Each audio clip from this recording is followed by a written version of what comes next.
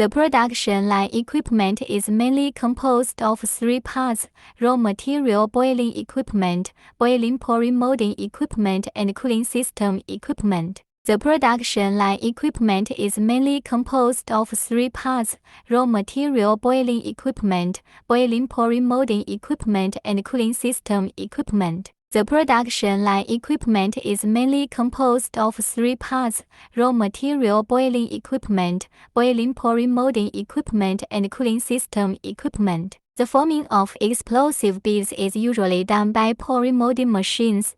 The detonation bead forming machine uses a pouring nozzle to extrude to form the shape and size of the detonation bead in the production process. The forming of explosive beads is usually done by pouring molding machines.